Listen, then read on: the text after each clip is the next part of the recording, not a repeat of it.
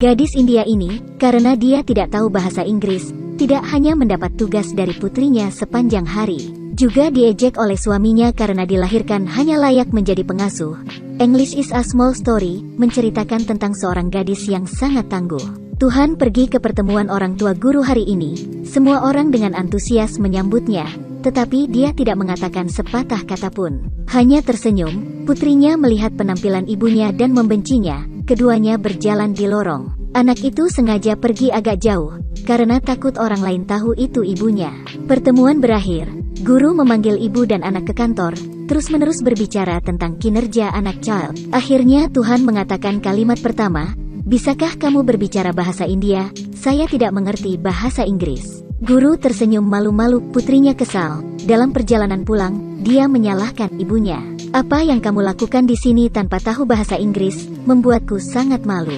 Kemudian Anda tertawa memiliki ibu desa. Tuhan sangat sedih. Untuk menghentikan air matanya, dia berpura-pura melihat keluar jendela. Dia adalah ibu rumah tangga keluarga, setiap hari bangun pagi untuk menyiapkan sarapan. Setelah anak-anak bangun, dia membawakan mereka makanan lagi, sambil duduk diam sambil minum secangkir kopi. Dikirim oleh suaminya untuk membuat kopi lagi. Setelah dia pergi bekerja, dia mulai mencuci piring dan membersihkan toilet cleaning. Sibuk seharian, malam mulai masak nasi. Dalam sehari, saat dia duduk di sofa tidak lebih dari 1 jam, hidup sangat menyedihkan. Tapi orang luar melihatnya, mengira dia sangat bahagia, memiliki suami yang kaya, dan anak yang pintar.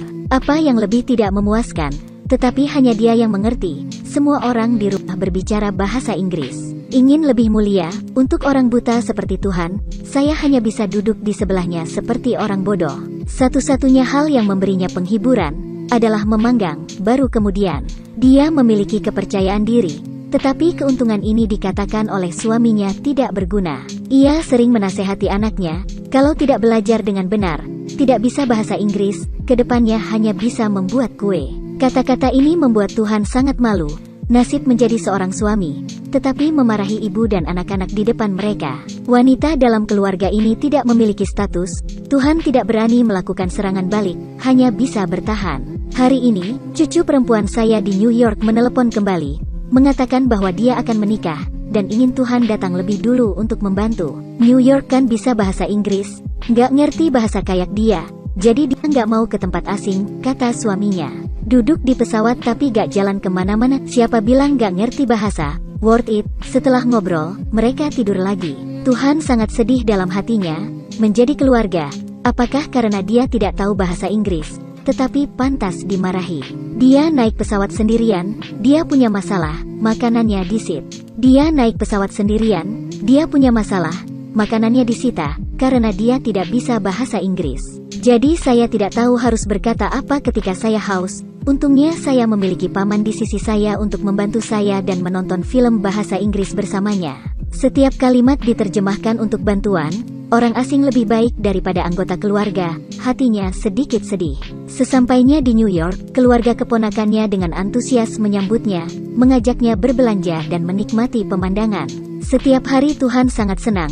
Jauh lebih nyaman di India, tetapi bahasa masih menjadi kendala besar. Saat itu ketika dia pergi makan sendirian, dia tidak mengerti apa yang tertulis di menu. Anda hanya dapat bertanya kepada staf di sana, tetapi mereka pikir Anda menyebabkan masalah, jadi wajah Anda juga tidak bagus. Orang-orang di belakang semua mendesak untuk bergegas. Dia panik, ingin pulang, tetapi tidak sengaja menabrak orang lain. Semua orang memarahinya karena mengganggu, bahkan jika dia tidak mengerti. Dia tahu itu bukan kata yang baik. Putri menelepon lagi, dengan marah menanyakan di mana majalah itu. Apakah ibu meninggalkan sampah? Tuhan dengan tenang berkata, bukankah kamu meninggalkannya di lemari, seperti yang diharapkan? Saya menemukannya. Tidak, terima kasih. Juga dimarahi, apakah ibu saya tidak mengerti kata bahasa Inggris di atasnya? Jadi dia membuang yang lain-lain. Tuhan duduk di kursi, mulai memikirkan kehidupan sebelumnya. Dia bekerja keras untuk menjadi istri dan ibu yang baik, merawat mereka. Tapi karena dia tidak tahu bahasa Inggris, dia selalu dimarahi.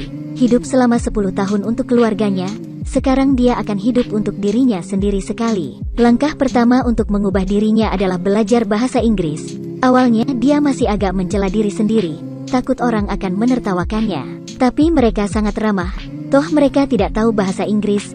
Gurunya juga karena dia tahu cara membuat kue, memanggilnya seorang pengusaha. Omong-omong, bagaimana Anda mengajar bahasa Inggris dari sana? Ini adalah pertama kalinya Tuhan menerima dukungan, jadi menyenangkan. Setelah mengatakan bahwa orang bekerja keras, akan ada pesona yang tak ada habisnya, dia mendengarkan ceramah dengan rajin, belajar dengan giat. Segera, ia menjadi siswa yang baik di kelas, dan upaya itu menarik perhatian orang Prancis di kelas. Jauh lebih lembut daripada suami yang menggerutu, dia menggunakan tindakan menghangatkan Tuhan. Tapi dia sepenuh hati ingin belajar, berkali-kali menolak cintanya. Saat itu, sang cucu melihat mereka berdua bersama, mengira dia berselingkuh, tetapi tidak menyangka bahwa dia akan pergi ke sekolah. Cucu perempuan kagum, di dalam hatinya, Tuhan selalu menjadi wanita India tradisional. Selamanya berputar di sekitar keluarga, tidak pernah hidup untukku, tapi sekarang sudah berubah.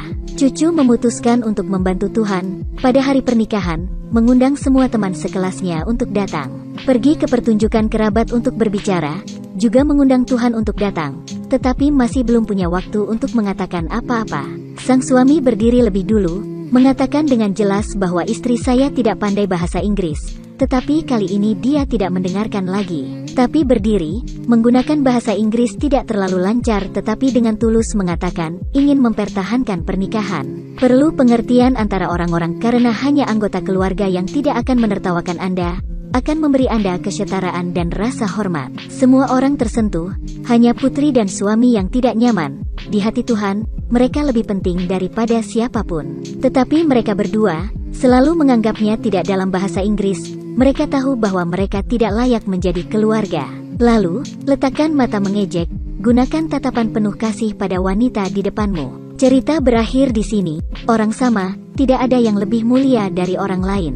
Hanya mereka yang bekerja lebih keras, mereka yang berusaha lebih keras, lebih mudah dihormati daripada mereka yang memiliki uang. Sampai jumpa di lain waktu.